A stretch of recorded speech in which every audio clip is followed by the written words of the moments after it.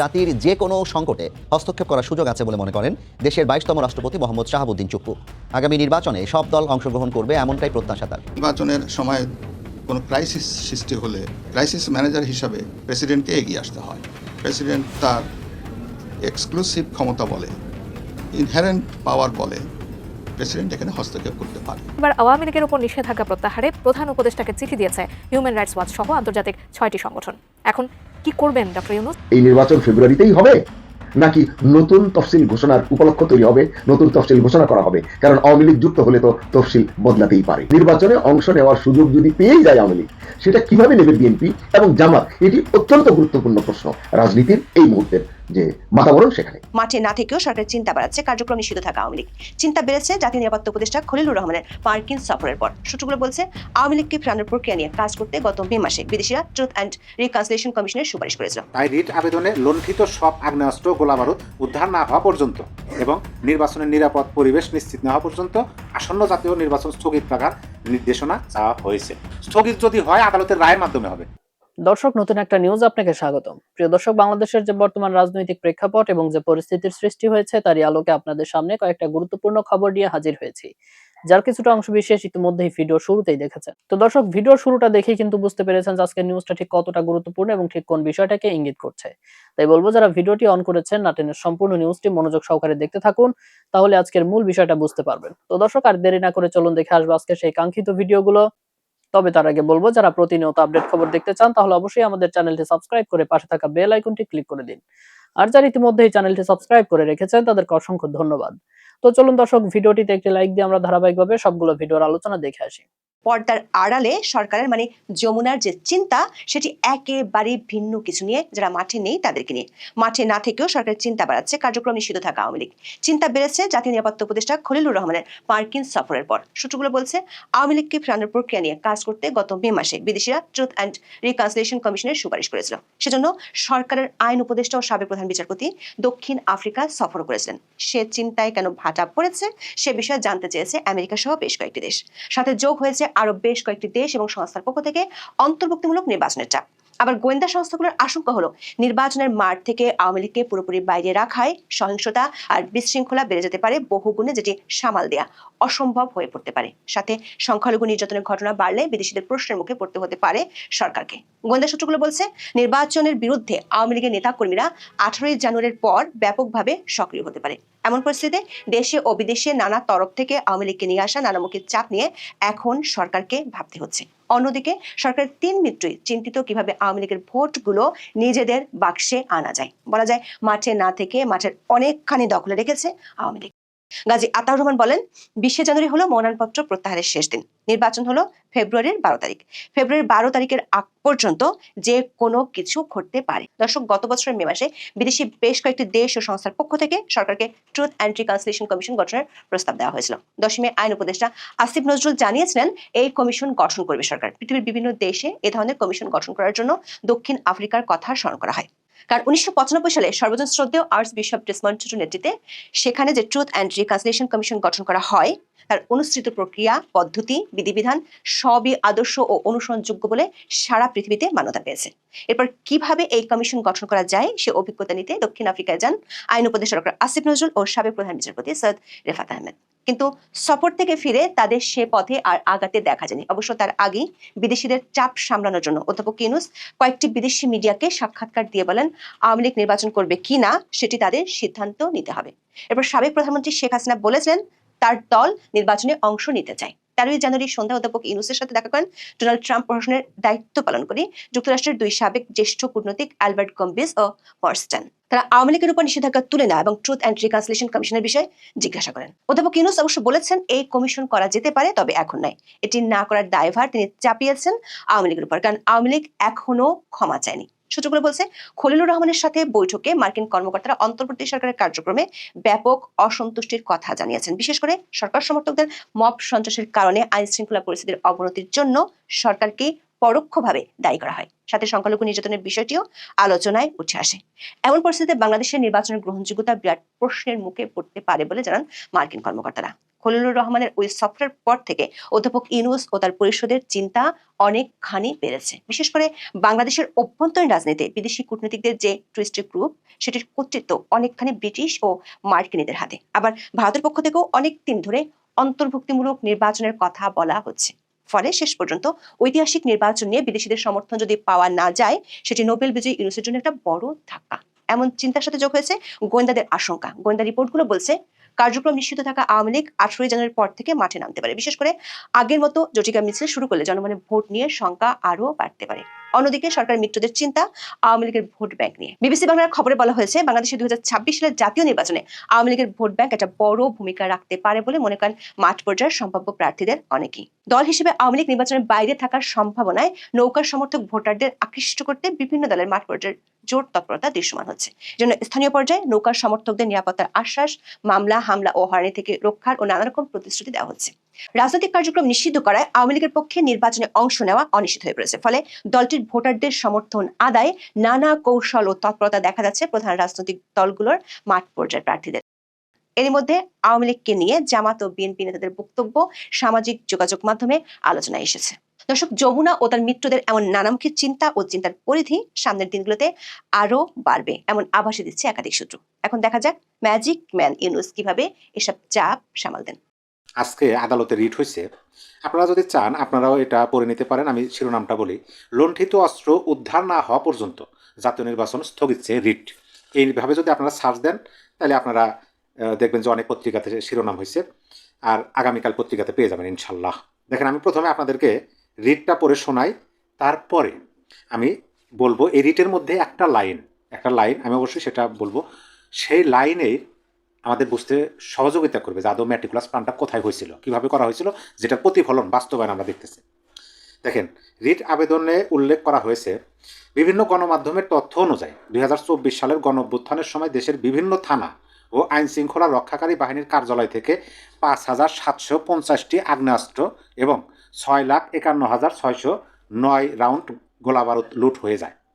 অত্যন্ত উদ্বেগের বিষয় হলো, সরকার এসব অস্ত্র উদ্ধারের পুরস্কার ঘোষণা করা সত্ত্বেও এর একটি উল্লেখযোগ্য অংশ এখনও উদ্ধার করা সম্ভব হয়নি।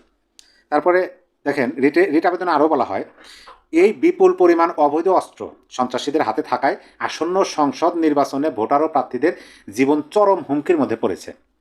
এরই মধ্যে ঢাকা 8 আসনের সংসদ সদস্য পদপ্রার্থী শরীফ ওসমান হাদির সন্ত্রাসীদের গুলিতে নিহত হওয়ার ঘটনা প্রমাণ করে যে অবৈধ অস্ত্র উদ্ধার না হলে এই নির্বাচন রক্তক্ষয়ী হবে। এছাড়া নির্বাচন কমিশনার অবসরপ্রাপ্ত ব্রিগেডিয়ার জেনারেল আবুল ফজল মোহাম্মদ সানাউল্লাহ বক্তব্য দিয়েছেন যে নির্বাচনের আগে অবৈধ অস্ত্র উদ্ধার করা অত্যন্ত জরুরি।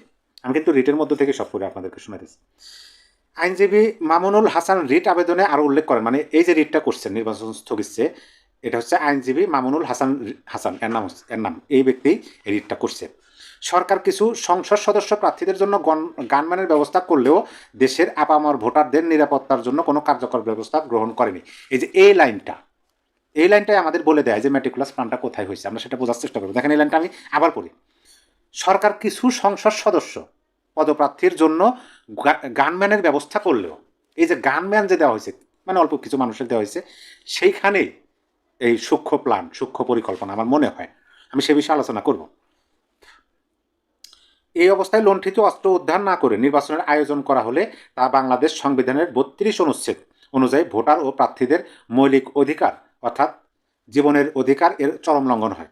তাই রিট আবেদনে লুণ্ঠিত সব আগ্নেয়াস্ত্র গোলাবারুদ উদ্ধার না হওয়া পর্যন্ত এবং নির্বাচনের নিরাপদ পরিবেশ নিশ্চিত না হওয়া পর্যন্ত আসন্ন জাতীয় নির্বাচন স্থগিত রাখার নির্দেশনা চাওয়া হয়েছে ওই রিটে। আচ্ছা, এর আগেও কিন্তু একটা রিট হয়েছিল যে নির্বাচন যেন, মানে এই সরকার যেহেতু সাংবিধানিকভাবে বৈধ না, সেহেতু এই সরকারের নির্বাচন হবে না, তত্ত্বাবধায়ক সরকারের মাধ্যমে নির্বাচন হোক, এরকম একটা রিট দায়ের করা হয়েছিল, সেটা আমলই নেয় নেই। কিন্তু এই রিটটা আমার মনে হয় আদালত আমলে নিতে পারে, কারণ এটা যৌক্তিকতা আছে। যৌক্তিকতা কোথায় দেখেন, তফসিল ঘোষণা হওয়ার পরে বাংলাদেশে কতগুলো এরকম ঘটনা ঘটছে, সেটা হচ্ছে আগ্নেয়াস্ত্রের ব্যবহার, গোলা বারুদের ব্যবহারে কতজনের প্রাণ গেছে, আপনি একটু খোঁজ খবর নেন, বুঝতে পারবেন যে কোন পর্যায়ে চলে গেছে। ঠিক সেই মুহূর্তে আদালতে রিট হইতেছে, রিটে ওসমান হাদির নাম উল্লেখ আছে, আরও অনেক হাদির নাম উল্লেখ নাই যারা ইতিমধ্যেই মারা গেছেন আততায়ীর লক্ষ্যবস্তু হয়ে। এই যে গানম্যান দিল সরকার কিছুদিন আগে, কয়েকজনকে দিল, আমরা দেখলাম যে তার আশেপাশের মানুষদেরকে দিল গানম্যান। এই গানম্যান দ্বারা আরও প্রমাণ হয়েছে যে দেশের সার্বিক অবস্থা ভালো না। দেখেন, এটা আগেই প্রমাণ করে ফেলাইছে যে দেশের অবস্থা ভালো না, নির্বাচন করতে হলে গানম্যানের প্রয়োজন আছে, সেটা সরকার স্বীকার করে সরকারের তরফ থেকে গানম্যান দেওয়া হয়েছে। তাহলে প্রমাণ করছে না, আগেই প্রমাণ করছে যে আইন শৃঙ্খলা পরিস্থিতি খারাপ। দেখেন, 2024-এর 5ই আগস্ট ক্ষমতার পট পরিবর্তন হয়েছে, 8ই আগস্ট ইউনূস সরকার গঠন হয়েছে। এই যে 16 মাস 15-16 মাস, এর মধ্যেও এই একটা দেশ থেকে 5750টি আগ্নেয়াস্ত্র উদ্ধার করতে পারলো না। আমরা দেখলাম একাধিকবার যৌথ বাহিনীর অভিযান চলল, ডেভিল হান্ট, এই হান্ট, বিভিন্ন নাম দেওয়া হলো অভিযানে আমরা কি দেখলাম, দেওয়া হয় অস্ত্র উদ্ধারের অভিযান। আমরা সংবাদ পাই যে শুধু আওয়ামী লীগ গ্রেপ্তার হচ্ছে, মানে ডেভিল হান্ট, ডেভিল বলতে আওয়ামী লীগ। কারা অস্ত্র লুট করলো, অস্ত্রগুলো কোথায় আছে? 6,51,609 রাউন্ড গোলা বারুদ কোথায় আছে? এগুলা বড় কথা না, ডেভিল হান্ট মানেই আওয়ামী লীগ ধরো, সেই রকম অভিযান দেখলাম। এখনও তো তারা এই 15-16 মাসে এই 7,000 7,500 অস্ত্র উদ্ধার করতে পারে নাই। পাশাপাশি সরকার গানম্যান দেওয়ার মাধ্যমে প্রমাণ করছে যে প্রার্থীরা নিরাপদ না, মানে গানম্যানবিহীন নিরাপদ না।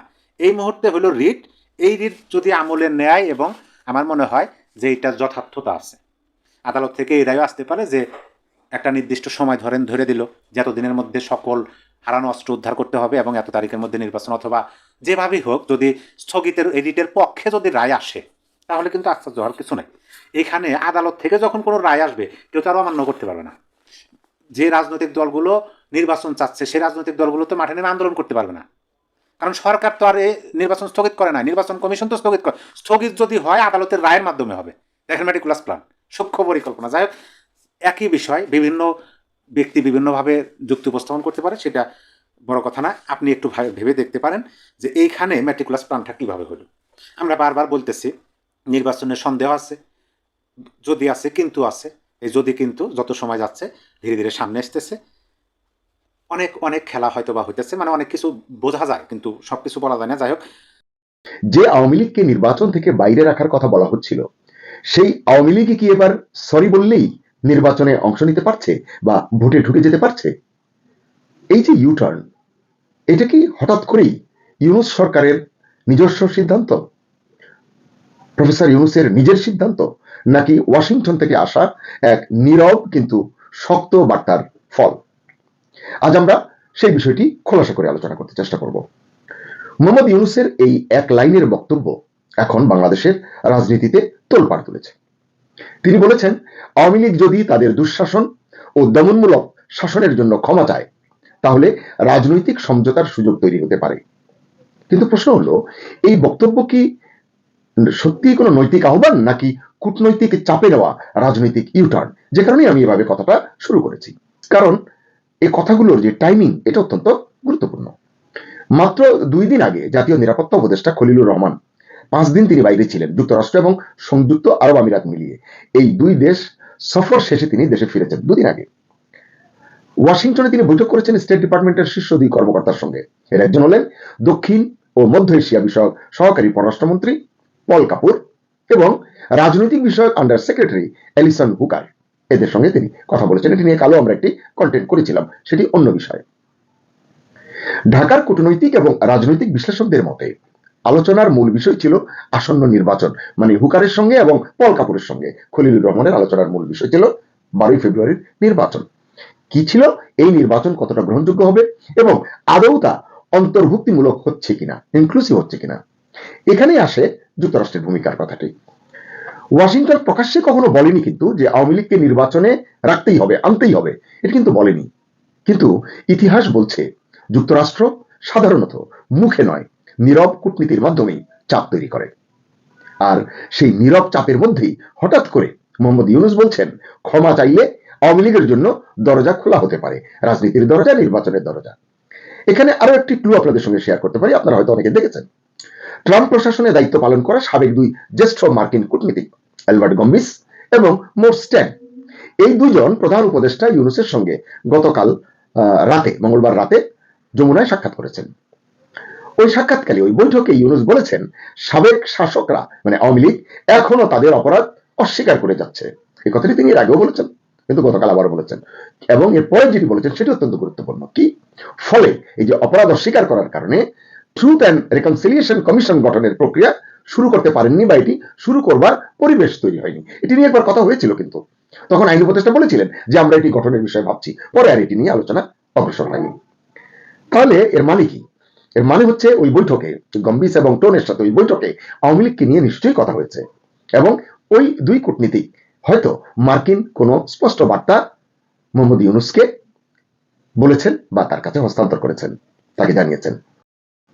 এর প্রেক্ষিতেই হয়তো ইউনূস বলেছেন সত্য এবং জাতীয় পুনর্মিলন রিকনসিলিয়েশন তখনই আসে যখন আপনি স্বীকার করেন যে আপনি ভুল ছিলেন, মানে আওয়ামী লীগকে উদ্দেশ্য করে বলছেন, যখন আপনি আপনার অপরাধের জন্য অনুশোচনা ও অনুতাপ দেখান এবং সঠিক পরিবেশ সৃষ্টি করেন।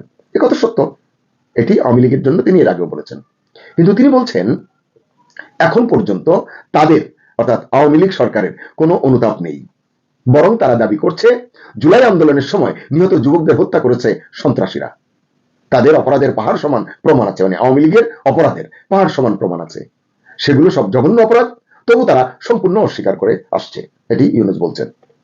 আবার তিনি বলছেন এই আলোচনার পরে আবার আরো একটি ইস্যুতে তিনি বলছেন যে নির্বাচন 12 ফেব্রুয়ারিতেই হবে, একদিন আগেও নয় একদিন পরেও নয়, মানে এই জায়গায় তিনি খুব দৃঢ় আছেন এবং বলছেন যে শেখ হাসিনার সমর্থকদের দায়ী করে ইউনূস বলেন তৎকালীন ফ্যাসিস্ট সরকারের সমর্থকেরা নির্বাচনকে ঘিরে বিভ্রান্তি সৃষ্টির উদ্দেশ্যে ভুয়া খবর ও অপতথ্য ছড়াচ্ছে। আসলে ইউনূসের গতকাল রাতের আহ্বান তার আগের বক্তব্যগুলোর সঙ্গে স্পষ্টতই কিছুটা সাংঘর্ষিক, কারণ এর আগেও ইউনূস সরকার এবং তার ঘনিষ্ঠ রাজনৈতিক শক্তিগুলো বলেছিল আওয়ামী লীগের দুঃশাসনের বিচার ছাড়া তাদেরকে রাজনীতিতে সুযোগ দেওয়ার প্রশ্নই আসে না, রাজনীতিতে ফিরবার সুযোগ দেওয়া যাবে না। তাহলে হঠাৎ এই নমনীয়তা কেন? বিশ্লেষকরা বলছেন এখানে আন্তর্জাতিক সমীকরণই বড় ফ্যাক্টর। আপনারা তো জানেন যে ভারত শুরু থেকেই চেয়েছে বাংলাদেশের নির্বাচন যেন কোনো বড় রাজনৈতিক শক্তিকে বাইরে রেখে না হয়, অর্থাৎ অন্তর্ভুক্তিমূলক হয়, সব দল অংশ নিতে পারে। যুক্তরাষ্ট্র চায় এমন একটি নির্বাচন যেটাকে আন্তর্জাতিকভাবে প্রশ্নবিদ্ধ করা যাবে না। এই দুই চাপের মাঝখানে দাঁড়িয়ে ইউনূস সরকারের সামনে বিকল্প হয়তো খুব বেশি নেই। তাই ক্ষমা শব্দটি এখন আসলে হয়ে উঠেছে রাজনৈতিক টুল। প্রশ্ন হলো এটা কি সত্যি নৈতিক অনুশোচনার প্রশ্ন, নাকি দায় স্বীকার করে নতুন শর্তে রাজনীতিতে ফেরার সুযোগ মাত্র, মানে যেটি এখন ইউনূস সাহেব করে নিজেও পার পেতে চাইছেন। আবার এখনকার রাজনীতির দিকে যদি খেয়াল করেন দেখবেন বিএনপি পুরোপুরি নির্বাচনী মুডে আছে। তারেক রহমান দেশে ফেরার পর বিএনপির পালে অবশ্যই কিছুটা হাওয়া লেগেছে। বিএনপি এখন প্রকাশ্যে জামাতে ইসলামের ভূমিকা নিয়েও প্রশ্ন তুলছে, জায়গায় জায়গায় তাদের ভিতরে লাগালাগি আছে। বিএনপি চায় নির্বাচন হোক, কিন্তু এমন ভাবে যাতে হঠাৎ করে নতুন কোন সমীকরণ তৈরি না হয়। তাই এই ক্ষমা চাওয়া, মানে যদি আওয়ামী লীগ চায় এবং ক্ষমা চাইলে নির্বাচনে অংশ নেওয়ার সুযোগ যদি পেয়েই যায় আওয়ামী লীগ, সেটা কিভাবে নেবে বিএনপি এবং জামাত, এটি অত্যন্ত গুরুত্বপূর্ণ প্রশ্ন রাজনীতির এই মুহূর্তের যে বাতাবরণ সেখানে।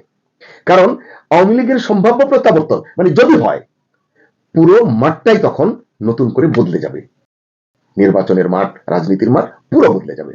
তবে একটা বড় প্রশ্ন এখনো অমীমাংসিত। এই যে আমরা ক্ষমা চাওয়ার কথা বলছি, ইউনূস সাহেব বলেছেন, আসলে আওয়ামী লীগ কি আদৌ ক্ষমা চাইবে? তাদের টোন কি, তারা কি বলছে সেটিও তো বোঝা দরকার। এক হাতে তো আর তালি বাজবে না। তাহলে চলুন দেখি আওয়ামী লীগ আজকাল কি বলছে। শেখ হাসিনা এবং তার দল বলছে নো ভোট, নো ভোট, মানে বাংলা করলে দাঁড়ায় মানে নৌকা না থাকলে কোনো ভোট নয়। নৌকা হচ্ছে আওয়ামী লীগের নির্বাচনী প্রতীক, এটি তো নেই এখন জানেন। এটাই এখন আওয়ামী লীগের স্লোগান। গতকাল মঙ্গলবার এই স্লোগান দিয়েই দেশবাসীর কাছে মোহাম্মদ ইউনূসের নেতৃত্বাধীন অন্তর্বর্তী সরকারের তত্ত্বাবধানে আয়োজিত যেটি হতে যাচ্ছে ত্রয়োদশ জাতীয় সংসদ নির্বাচন বয়কটের ডাক দিয়েছেন ক্ষমতাচ্যুত এবং নির্বাসিত প্রধানমন্ত্রী শেখ হাসিনা। আওয়ামী লীগের তরফে প্রকাশিত 1.5 পাতার আবেদনপত্রে জাতির 1.5 পাতার একটি পত্র, সেখানে জাতির উদ্দেশ্যে শেখ হাসিনা আর্জি জানিয়েছেন ফ্যাসিস্ট ইউনূস জঙ্গি পাহারায় ভোট করাতে চায়, সেই ভোট দিতে যাবেন না। যে ব্যালটে নৌকা প্রতীক থাকবে না, যে নির্বাচনে আওয়ামী লীগ অংশগ্রহণ করতে পারবে না, সেখানে আমাদের সমর্থক মানে আওয়ামী লীগের সমর্থক কোন ভোটারেরা কেউ ভোট কেন্দ্রে যাবেন না, এটি তার তরফ থেকে আহ্বান। মাস 3 আগে রয়টার্সকে দেওয়া এক সাক্ষাৎকারেও ভোট বয়কটের ইঙ্গিত দিয়েছিলেন শেখ হাসিনা। তাহলে বোঝা গেল যে এই হচ্ছে আওয়ামী লীগের অবস্থান নির্বাচনে অংশ নেওয়া না নেওয়া নিয়ে। আবার যদি মনে করা হয় যে আওয়ামী লীগ সত্যিই ক্ষমা চায়, কারণ রাজনীতিতে তো শেষ কথা বলে কিছু নেই, তো যদি ক্ষমা চায় সেটা কি আওয়ামী লীগের জন্য রাজনৈতিক আত্মসমর্পণ হবে, নাকি বহুদিন পর নির্বাচনী রাজনীতিতে ফেরার কৌশলী চাল হবে? প্রধান উপদেষ্টা ইউনূসের একটি বাক্য আজ বাংলাদেশের রাজনীতিকে দাঁড় করিয়ে দিয়েছে এক বড় ক্রসরোডে। এই রাস্তা কোথায় গিয়ে শেষ হবে? ঘোষিত তফসিল অনুযায়ী, মানে 12ই ফেব্রুয়ারি অনুযায়ী এই নির্বাচন ফেব্রুয়ারিতেই হবে, নাকি নতুন তফসিল ঘোষণার উপলক্ষ তৈরি হবে, নতুন তফসিল ঘোষণা করা হবে? কারণ আওয়ামী লীগ যুক্ত হলে তো তফসিল বদলাতেই পারে, এমন রেকর্ড অতীতে কিন্তু আছে। নাকি নতুন সমঝোতায় পথ চলা শুরু হবে? এই প্রশ্নগুলো কিন্তু উঠছে, এবং এই প্রশ্নের উত্তরগুলি এখন আমাদের অপেক্ষা করে দেখার বিষয়। তো দর্শক, দেখলেন আজকের সবগুলো ভিডিও। আর এই ভিডিওগুলো সম্পর্কিত যদি কোনো তথ্য বা মতামত থাকে তাহলে তো অবশ্যই কমেন্ট করে জানিয়ে দিন। এতক্ষণ সাথে থাকার জন্য ধন্যবাদ। নিউজটি শেষ করছে এখানেই, ফিরছে আগামী ভিডিওতে নতুন কোনো টপিক নিয়ে। আল্লাহ হাফেজ।